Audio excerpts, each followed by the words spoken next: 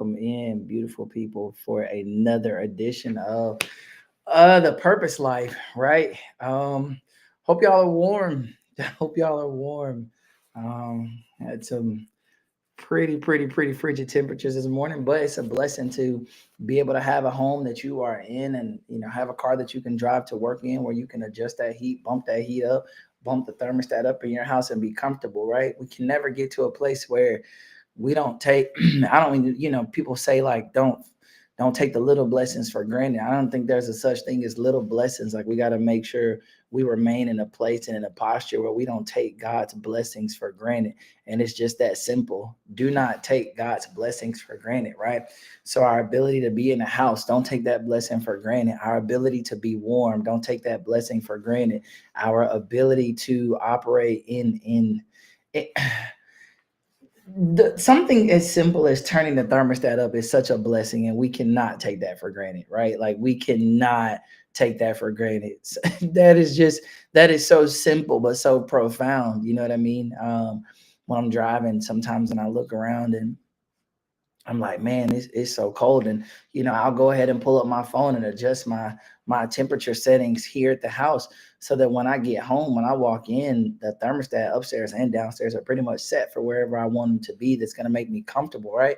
And I'm not saying that to be boastful. I'm saying that to say I understand the blessing when I'm driving and I see people grabbing boxes and anything that they can to try to find a little place to make a shelter and stay warm. I don't ever take that for granted. I don't ever take that for granted. And I don't think that you should either. You know what I mean? It was so easy this morning when it was cold to just wrap up in our bed and just be like, it's real cold. I'm gonna bundle up today. I'm gonna turn the fireplace on. I'm gonna make sure I cozy up. You know what I mean? It's so easy for us to operate in that space and forget that there are truly people out here who don't have that same opportunity, who aren't in the same position that you are. So let's not ever take those blessings for granted. All right. Listen, let's get to it though, right? Let's get to it today. Excuse me. Let's get to it. So we are in part 4 of the portal, right? Part 4 of the portal. And I do want to say this. I really need to carve out something today. So you guys, as always, give me a little bit of latitude. Without further ado, let me tell y'all, thank you. I appreciate you all as always. I appreciate you all for taking time out of your day to lock in for this 45 minutes that we are together every Monday. I appreciate you all. I promise you I do. All right. So listen, let's get into it. We got the portal, part 4, the portal, part 4. Okay. Now, I do want to say this. We have the Learning Center at New Life, and we have New Life Christian School of Excellence. So, I'm around children a lot on a day-to-day basis. And, being in my capacity at New Life, I'm also around students, whether that be from varsity to JV to student ministry. So I get a chance to see children in their element quite often, right? And I will say this, and I would be willing to bet you one of the greatest attributes of children is their imagination, right? One of the greatest attributes of children is their imagination, and the fact that their imagination is unshakable, right? Like, you think about it, a child's imagination is truly unshakable. If a child believes that there is a superhero with superpowers, there is nothing you can say that will break that belief in that Superman can fly, and that Black Panther is real, and that Spider-Man really shoots webs out of his hands. Like, they really believe that because they have an unshakable imagination. Now, what does the word imagination mean? Imagination is the faculty or action of forming new ideas or images or concepts of external objects not present to the senses. I'm going to say it again. Imagination is the faculty or action of forming new ideas or images or concepts of external objects not present to the senses. Now, I want you to keep that. And I said I was going to do a better job of dropping some of my note features there. So there you go. It's in the note, the definition of imagination, right? Now, I want you to understand this, right? Also, on a child's imaginations, that child's imagination has no boundaries. That's an important part. The imagination has no boundaries, meaning there is nothing that will limit the thought process or the thoughts of that child. They believe those powers are true. Now, we as adults, we sit back and we know, like, hey, listen, this is just a movie. It's cool. It was entertainment, and we leave it right there. But a child, I can remember walking around the house with a towel. Okay, listen, I'm an 80s baby, all right? So I can remember walking around the house with a with a bath towel tied around my neck because I can fly.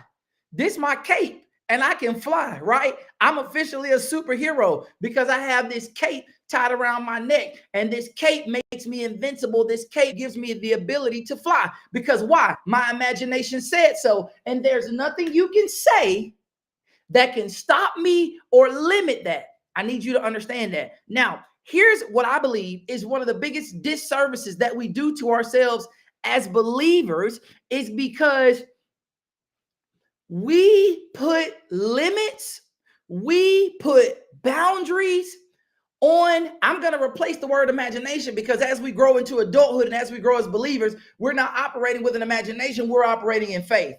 Right? Say that with me. I'm operating in faith. As I grow as a believer, I am operating in faith. So now what I feel is one of the biggest believers of us that we do as a disservice is that we put boundaries on our faith. We limit, we box in our faith. Think about it. As the child's imagination is limitless, so should your faith be. But, and there's a big but there, if it is not, you will naturally reject it because we reject things we don't believe. I need you to understand that. We naturally reject things that we do not believe. Again, the detriment to many believers is our inability to take the boundaries off our faith. And what do I mean when I say take the boundary off our faith? We take the boundary and the limits off of God. That's one of the biggest detriments. We keep God boxed in. We worship you, God. We love you, God. We reverence you, God. But when it comes to a situation, we box God in and say, I don't know if you could do that, though. God, I love you, and you are the Most High. There is no God like you. There is no name like your name. Like we say that, and then it comes to a situation, and we box God in. It comes to a health situation and we box God in. It comes to a financial situation and we box God in. It comes to a mental situation, whether it be self-esteem, whether it be confidence, we box God in thinking that God can't do this. God can't deliver us from this. God can't take us out of this. We box God in. And I'm just saying to you as adults, we've got to revert back to our childhood. As they have imagination, we have faith. There is no limits here. All right. There is no limits here. I want to say this. The news does an excellent job, and I'm about to get to my notes in just a second. Just bear with me, right? So the news does an excellent job of framing, right? Framing. You look up framing, right? The news does an excellent job of framing. And depending on which network you watch, you get a completely different perspective on the same story. So much so sometimes you got to sit back and say, wait a minute. Let me go back and check the facts. Ah, God, that's so good. Let me go back and check the facts because what they just said doesn't align with the facts because they are framing. Oh, let me say this. See, sometimes when life tries to frame out where you are and life tries to start lifing and frame a situation out for you, you got to go back and check the facts. You got to come back and look at the facts of who your God is so you can now have a revelation of how to proceed. I don't get caught up in framing. Okay. All right. So just as the framing is factual, we often make the mistake of allowing the world and our daily circumstances to frame the power of God. See, when something happens and you think this situation is too big, too great, too powerful for God to deliver you out of, you have just framed God. You have just framed God in a box and said, no, this ain't, I have to go get 2 or 3 jobs to get myself out of this. Oh, I've got to start taking all this medication to be delivered from this. You just immediately started framing God, who said, I am Jehovah Jireh, your provider, Okay, the woman with the issue of blood, there was no framing placed on Jesus because she knew I didn't have to hear his words. I just had to touch the hem of his garment. Though I've been battling, though I've been dealing with this all my life, that was her framework. She had been dealing with it all her life, but she did not allow that to stop her because she knew there is no frame, there is no box. Okay, listen. I don't want to get ahead of myself. Okay, listen. Can y'all do me a favor? Can we jump to Psalms 139 verses 1 through 6? Can we go to Psalms 139 verses 1 through 6? Okay. Here we go. As always, y'all know I'm reading out of the NLT. No, nothing against if you want to read from another translation. No knock there. Okay, listen. Oh Lord, you have examined my heart and know everything about me. You know when I sit down or stand up. You know my thoughts even when I'm far away. You see me when I travel and when I rest at home. You know everything I do. You know what I'm going to say even before I say it. Lord, you go before me and follow me. You place your hand of blessing on my head. Such knowledge is too wonderful for me, too great for me to understand. Okay, let's break this down if y'all don't mind. Let's break this down. Oh Lord, you examine my heart and you know everything about me. Pause. Now, God knows everything about you. You agree? I agree. It says in the word. So now let's also parallel that with God telling you he is Jehovah Jireh, your provider. So if I know everything about you, then I also know everything that you need, and I've already provided it for you. You got to be able to make that connection right there. Now, you may say, well, I don't feel like it doesn't look like he's provided everything for me because he's made it available through a portal. He's made it available to you already. Now it's your job. As our pastor has been speaking on, it is your job to go get it with your words. You cannot declare two things. You cannot declare two things that operate in contradiction to each other and be mad or expect one of them to come to pass. You cancel them out. You cancel them out. Pastor said that yesterday. You cancel them out. So listen, you know when I sit down or when I stand up, what am I trying to show you right now? That God is an omniscient God. You know my thoughts even when I'm too far away. Check this verse 3.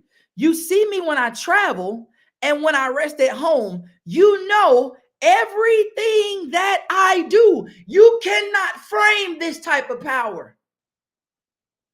You cannot frame this power. You cannot allow the world system to try to make you frame God into a box and say, this is not possible, because God is showing you, I know everything about you. There's nothing you can do to hide from me. There's no thought that you can think that I didn't know you were going to think. And there's no word. By the time you tried to formulate the word, I already knew it. You can't frame this power. Verse 5, check this.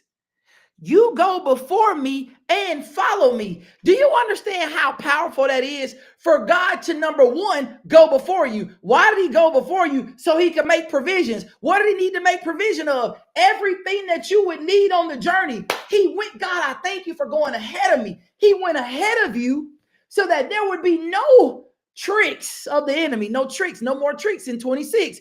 He went ahead of you so that there would be no tricks of the enemy, so that there would be no pitfalls, so that there would be no valleys that he didn't already prepare you for. He went ahead of you.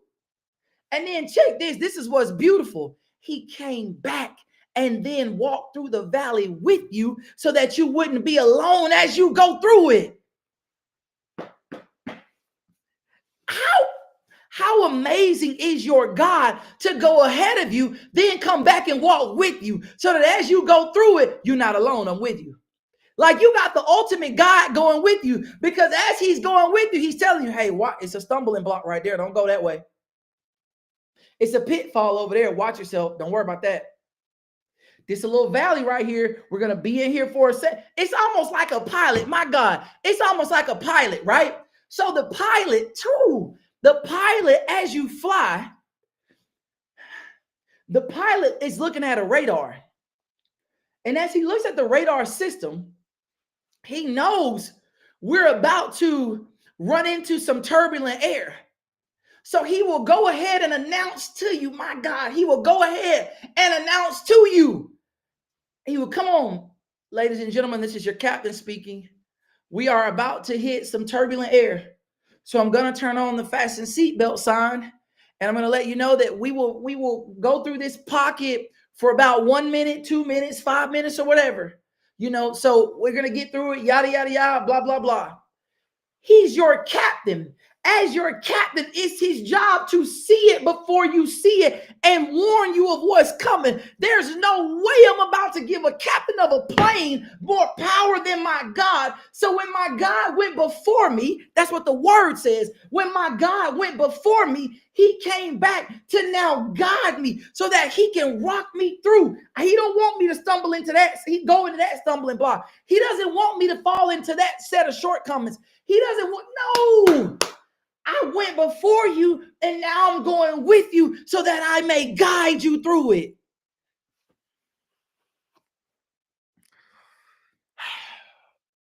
You place your hand of blessing on my head. Such knowledge is too wonderful for me, too great for me to understand. I can't frame this. I can't frame God through the world system. What? Okay. Job 37, 14 through 18. Do y'all mind? Job 37, verses 14 through 18. Here we go. Job 37, verse 14 through 18. Pay attention to this, Job. Stop and consider the wonderful miracles of God. Pause. I'm going to ask you a question. How often do we stop and consider the wonderful miracles of God? How often do we just freeze? No, I didn't come to you, God, to ask you. I didn't come to you to ask you for anything. I just came to you to thank you for everything. I just came to you to thank you for your wonderful miracles. I came to you to thank you for breath in my lungs. I came to you to thank you for the ability to see. I came to you to thank you for another day to walk on this earth that you created. How often do we just stop? How often do we just stop and consider the wonderful miracles of God?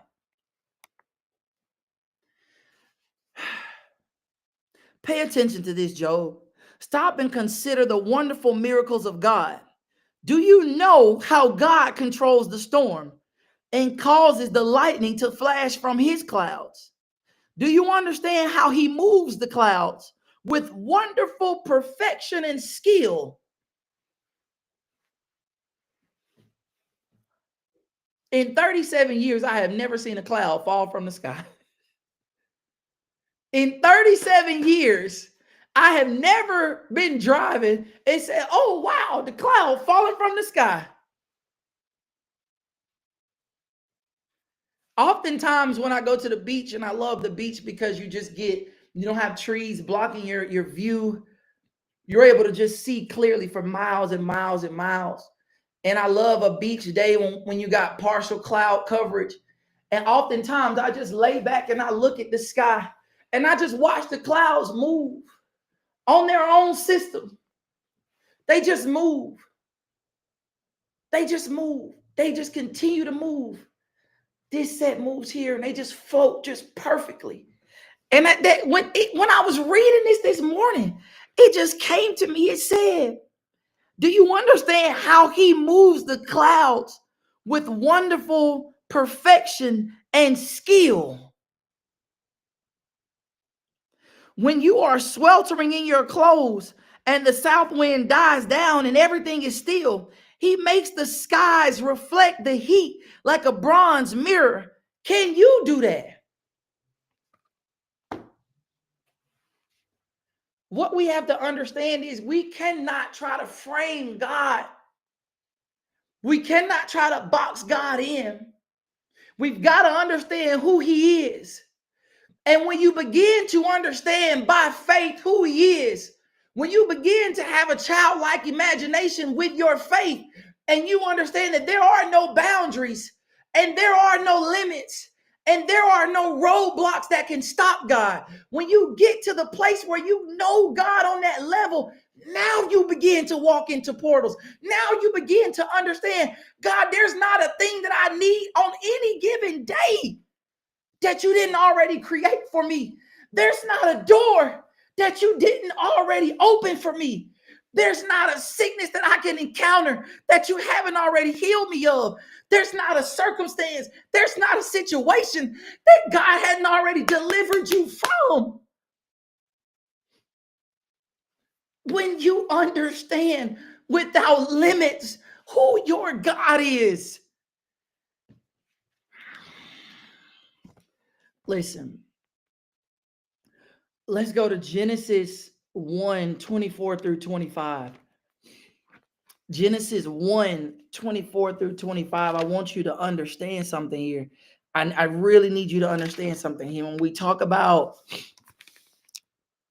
our inability to frame God and our inability to try to allow the world to tell us that God isn't God, to try to allow situations that are happening in the world make you second guess who your God is. You've got to have a childlike faith. Your faith has to be uncontainable so that you know when you see it, my God is bigger. When you experience it, my God is bigger. Walking through it, my God is with me. He already went ahead of me. So if he went ahead of me, there's no way that this situation can do you understand that? That if God went ahead of you and then he came back to walk the journey with you, that means that he defeated everything on the journey that you're going to encounter. He already defeated it. That's why he went ahead of you and came back. He didn't go ahead of you, get beat up, and then come back and be like, no, let's go a different direction. God went ahead of you. He fought the battle. He opened the door. He opened the portals. He released everything that you need. And then he came back to be with you as you go through it. You cannot allow the world to shape something different in your mind. Genesis 1:24. Then God said, let the earth produce every sort of animal, each producing offspring of the same kind, livestock, small animals that scurry along the ground, and wild animals. And that is what happened. And that is what happened. He said it, and that is what happened. Verse 25, God made all sorts of wild animals, livestock, and small animals, each able to produce offspring of the same kind. And God saw that it was good. Okay, now here's what's going to throw you through a loop, right? To my point of why you can't allow the world system to try to make you frame God in a box. So I Google searched. I said, well, how were the first animals created? So Google starts telling me about how all these scientists have researched, and they said animals, evolved from this certain type of cell. And over time, this cell, based on oxygen changes in oxygen levels, this cell started to adapt, and it was started like kind of sponge-like, and then it evolved into this and this and this, and this is how animals were created. And I'm like, that's a framework. I will never allow a world system to try to frame from my mind what my God has already said and what my God has already done. But it will frame it for you and tell you, oh no, this is how this was created. And if you are not strong in your faith, what you do is you turn around show you the very portal that God is open for you. You turn around and go the opposite way because the world system has framed for you who God is, and better than that, who he is not. So you try to figure it out on your own. What? I just read it to you how it was created. How can y'all tell me? One of the articles I read was like, these scientists from MIT. I was like, MIT? Those are supposed to be the most intelligent people. And y'all with your intelligent selves are trying to create a narrative for what my God already did. What? But if you are not strong in your faith, if you put boundaries on your faith, if you put limits on your faith, then what happens? Now you start to subscribe to that because you've already said, well, God didn't do that and he can't do that. And if God can't do that, he definitely can't do this. And if God wasn't able to blah, blah, blah, blah, blah, he's not able to blah, blah, blah, blah, blah. See, that's what happens when you allow the framework to be created. What I'm telling you is our faith has to go to a new level. Like, I love watching National Geographic. I love watching National Geographic. And I sit back and I watch all these animals, and it's crazy. We think about animals and we think about the animals going on the ark, but we never stop. What did Job say? Stop to marvel at his miracles. We never stop to think that every animal we see came from words and dirt. Lions came from words and dirt. Giraffes came from words and dirt. Alligators, words and dirt. Eagles, words and dirt. Snakes, words and dirt. I don't care. Zebras, words and dirt. Dogs, words and dirt. I don't care. I don't care what animal you name. It came from words and dirt. God spoke it and said, let the earth create it. And then the following text said, and it did. So words and dirt. How? That was a portal. God spoke words through a portal. What he said manifested from dirt. How you get teeth from dirt? How you get bones from dirt? How you get stripes from dirt? How you get fur from dirt? How you get scales from dirt? How you get paws from dirt? How do you get a brain from dirt? How do you get it from dirt?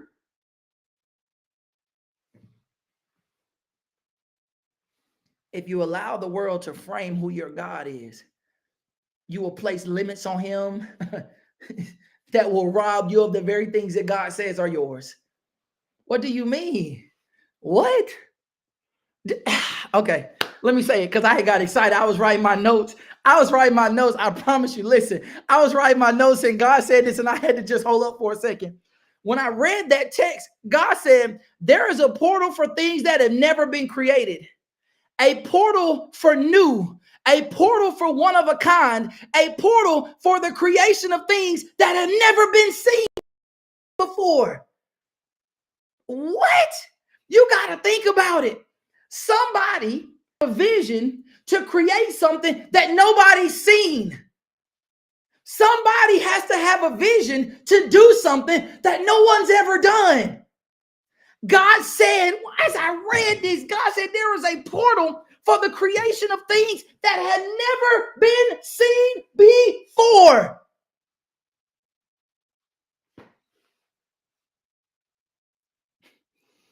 We serve an awesome God. We serve such an awesome God. But you got to understand this. Your mind wants to naturally fight against the power of God. Why? Because your mind wants to see things on a natural level. Your mind wants to handle things on a natural level. Your mind wants to handle things based on 5 senses: taste, touch, smell, sight, and hearing. Your mind wants to fight based on those 5 things.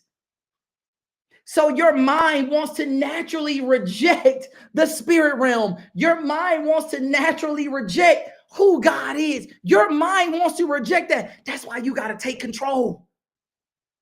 That's why you have to. In the middle of service yesterday, pastor had everybody stand on their feet. And for about 10 minutes, he gave declaration, confession.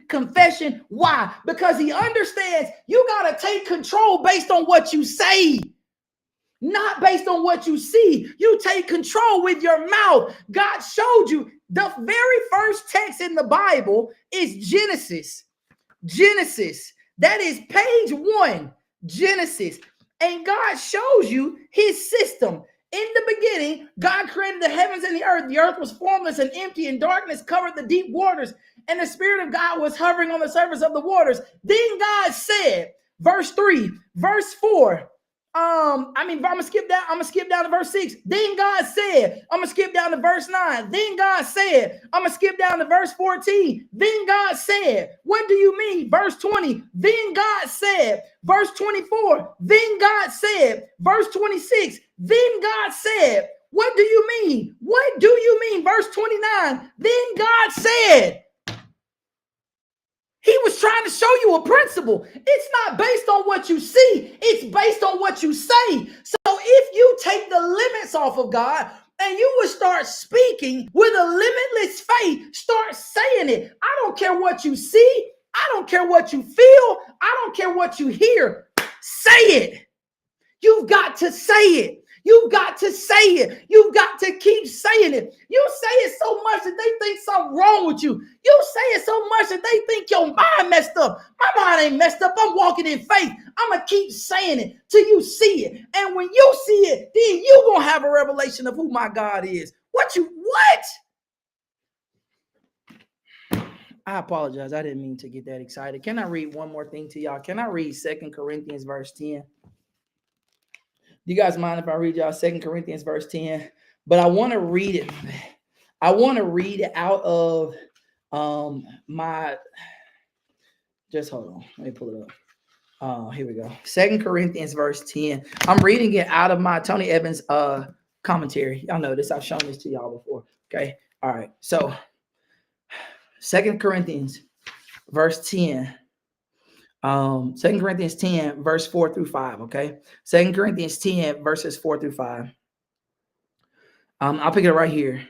He recognizes that warfare in which he is engaged in is spiritual and requires spiritual weapons that are powerful through God for the demolition of strongholds. By strongholds, Paul isn't talking about physical fortresses, of course, but about destructive patterns of thought that lead people astray and hold them hostage to sinful, harmful, and addictive behavior.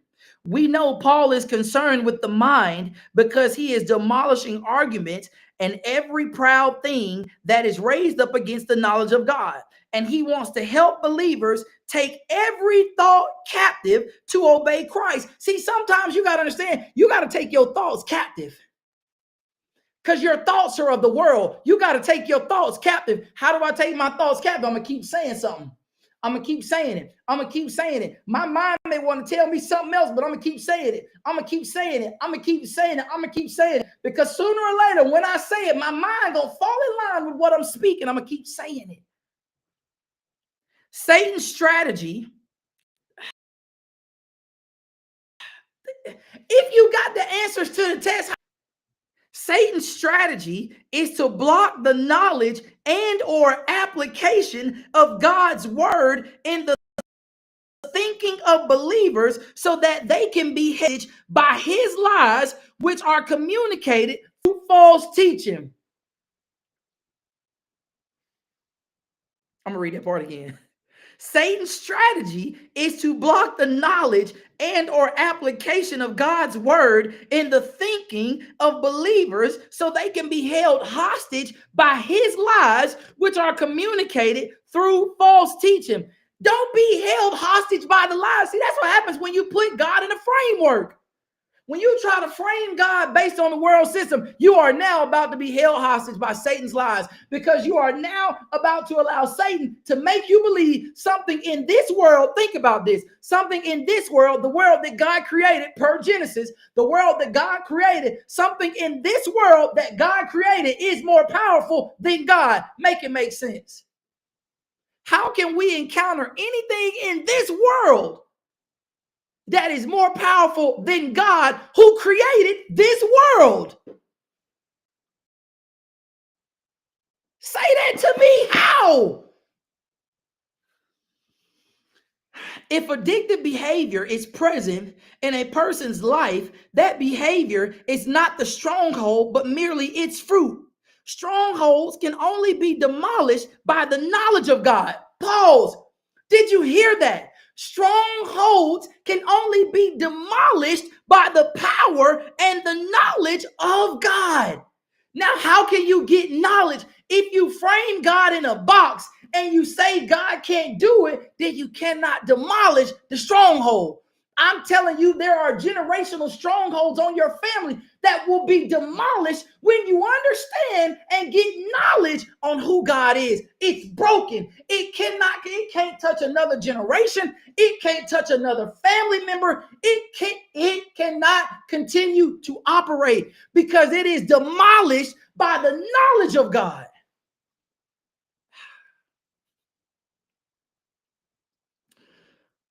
Strongholds can only be demolished by the knowledge of God, that is, by truth. And Jesus told his disciples, the truth will set you free. When your relationship to the living word connects to the written word, you really will be free. If you're not taking every thought captive to obey Christ and are instead succumbing to a stronghold, it is because you either don't know the truth or you aren't making use of the truth you know. You don't have to live that life. You don't have to fight that battle.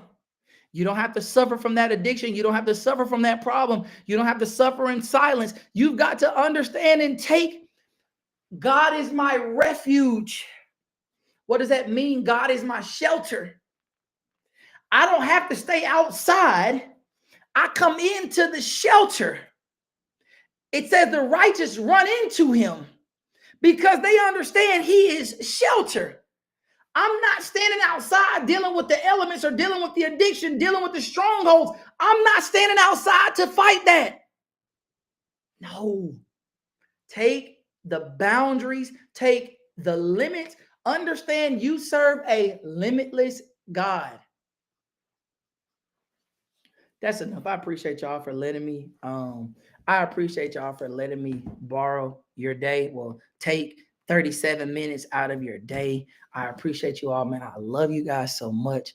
And I hope that you guys have a phenomenal week. I hope that you all are blessed. And I hope that you guys begin to walk, walk boldly in the understanding of who your God is. Walk boldly in understanding in the power of your God. Walk boldly in the understanding that there is nothing in this world that I'm going to face today, tomorrow, next year, in 5 years. There's nothing that I will face that God did not already go ahead of me and defeat, and now he came back to walk with me.